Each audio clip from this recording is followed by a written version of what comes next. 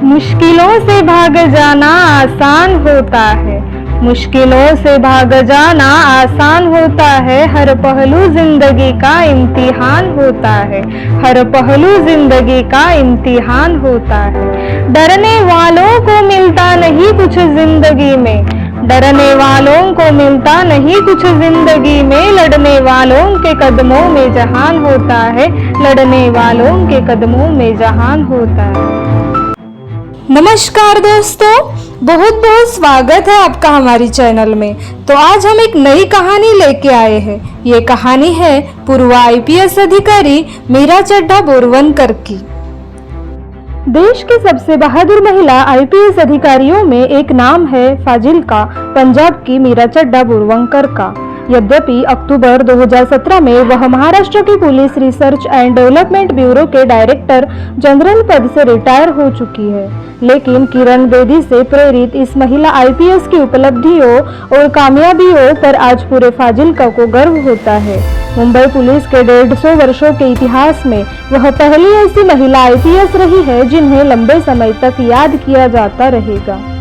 कसाब को फांसी देने के मामले को गुप्त रखने के उन्हें सरकार से खास निर्देश थे, यहाँ तक कि उसकी भनक मीडिया को भी न लगे, इसलिए उनको अपनी गाड़ी छोड़कर गनर की बाइक से यरवदा जेल जाना पड़ा। महाराष्ट्र कैडर की पहली महिला आईपीएस है मीरा बोरवनकर। पूरा नाम है मीरा चड्ढा बोरवनकर। देश की पहली महिला आईपीएस अधिकारी किरण बेदी उनकी प्रेरणा स्रोत रही है और मर्दानी की अभिनेत्री रानी मुखर्जी की आदर्श रही है। मीरा चड्ढा बोरवनकर, इनका जन्म पढ़ाई लिखाई फाजिल्का पंजाब में हुई थी। उनके पिता OP Chadha BSF border security force में रहे। उनकी पोस्टिंग फाजिल्का में ही थी।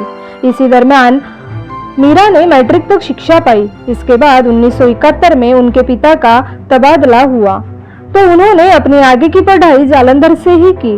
वही डीएवी कॉलेज से अंग्रेजी साहित्य में एमए किया। मीरा शुरू से ही बहुमुखी प्रतिभा की धनी रही है। बाद में उन्होंने अमेरिकी विश्वविद्यालय में अध्ययन किया। हुबर्ट हम्फ्रे फेलोशिप के लिए 1997 में उन्हें राष्ट्रपति पदक से सम्मानित किया गया।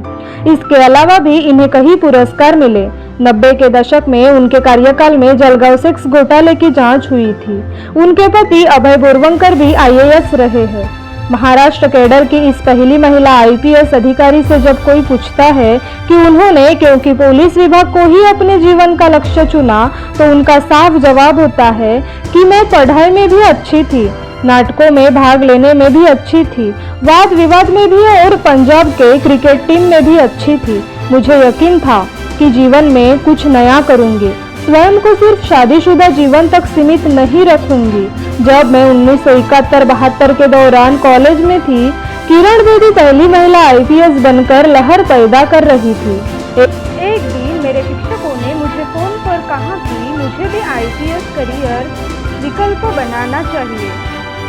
अंग्रेजी से एमए करने के बाद मैंने यूपीएससी परीक्षा दी, सिलेक्ट हुई और एसवीपी राष्ट्रीय पुलिस अकादमी हैदराबाद प्रशिक्षण लेने चली गई। आज मीरा चड्ढा बोरवनकर की गणना देश के गिने चुने अत्यंत साहसी आईपीएस में होती है।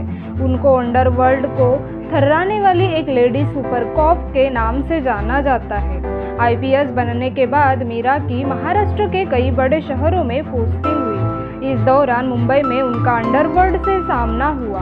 उन्होंने डॉन अबू सलेम के प्रत्यार्पण में महत्वपूर्ण भूमिका निभाई।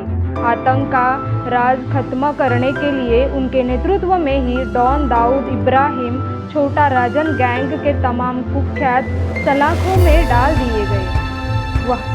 वह याकूब मेमन की फांसी के समय एडीजीपी जेल थी। मुंबई में 26/11 के अटैक के मुजरिम अजमल आमिर कसाब को भी मीरा की देखरेख में ही फांसी पर चढ़ाया गया।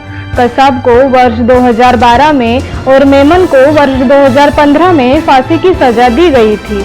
मीरा ने अपने एक इंटरव्यू में कहा था कि जब उनसे सरकार ने कसाब और याकूब की फांसी की सजा सुपरवाइज करने के संबंध में पूछा तो उन्होंने इसलिए इनकार नहीं किया कि कहीं उनकी अस्वीकृति को महिला होने नाते किसी और अर्थ में ले लिया जाए।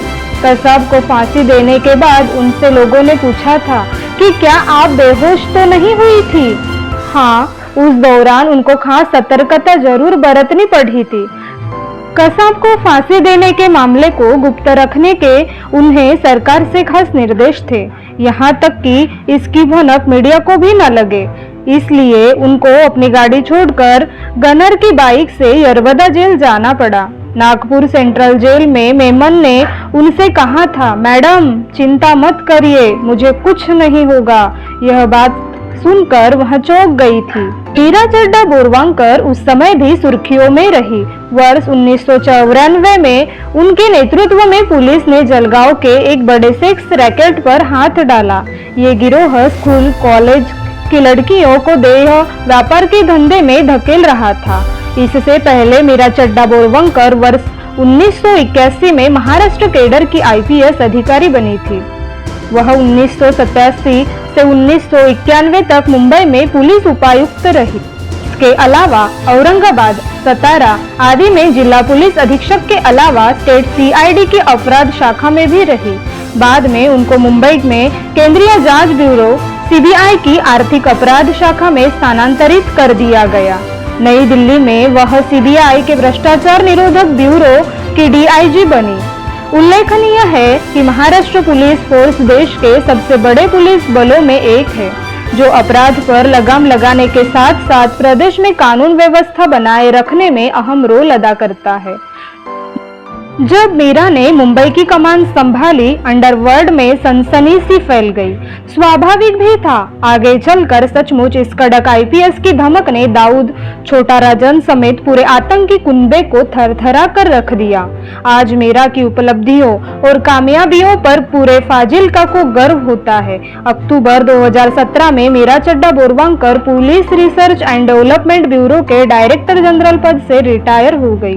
मुंबई पुलिस के 150 वर्षों के इतिहास में वह पहली ऐसी महिला पुलिस अफसर रही जिन्हें लंबे समय तक याद किया जाएगा। तो धन्यवाद दोस्तों, आई होप आज की कहानी आपको पसंद आई होगी। तो ऐसे ही अच्छी कहानी और मोटिवेशनल वीडियोस देखने के लिए हमारे चैनल को लाइक करो, शेयर करो और सब्सक्राइब करो।